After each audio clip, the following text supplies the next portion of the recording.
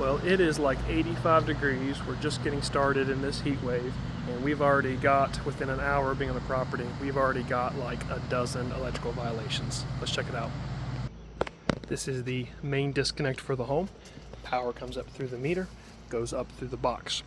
Now, disregarding the fact that the disconnect is on top of the meter rather than below, which is ugly, that's not actually a defect, however, several violations in here.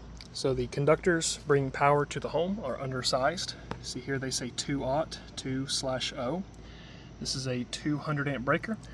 When you have a 200 amp breaker with aluminum wiring, you have to have 4-aught. So these wires are undersized at both ends of the breaker. Secondly, the panel is not bonded. There's supposed to be a screw in that hole. There is not. Thirdly, we have an illegal tap. A tap is when you splice a smaller wire into a bigger circuit, and there are specific rules as to how you can and cannot do it under the NEC. This is wrong. These lugs are not designed to have two conductors under them, and you can never splice aluminum and copper together unless the device is listed for it.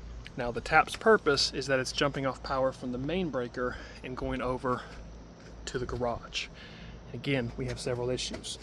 Taps generally cannot be more than 25 feet. There's a 10-foot section in the code and a 25-foot section of the code. This is definitely more than 25 feet. Let's go look at that panel though, see what's going on over there.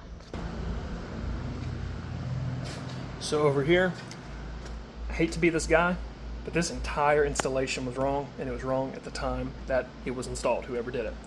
The power comes up, there's no connector. Anytime you have cables or wires passing through a panel, you have to have a connector to secure and protect the wires. Missing one. The power goes to a backfeed breaker, meaning the power is going through the breaker to the bus bar. You are allowed to do this, but when you do that, the breaker has to be secured. It has to be bolted, screwed, or locked in place, because otherwise you could pull this breaker out and the conductors would still be live, which is an issue.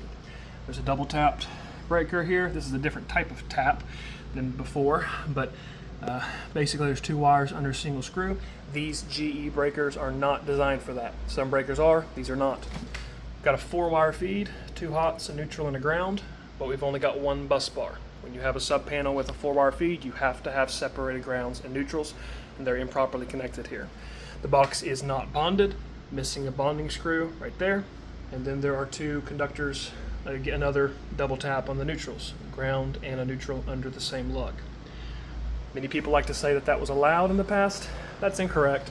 Under the electrical code, at least as far back as the 1970s, that was only allowed if the panel said it was allowed, which is very, very rarely the case in residential. So, barely here an hour, we're already finding multiple defects of the electrical. These are not changes to the code that happened over time. These are not nitpicks. These are things that were 100% wrong at the time of installation. And it's really sad to say that this kind of crap is extremely common in this area. There's not a whole lot of enforcement. We see this on brand new homes sometimes. We see this on old homes. It's not changes to the code. We see this crap all the time. Hire a good home inspector, hire an electrician if you need one. Make sure you get things done and inspected properly.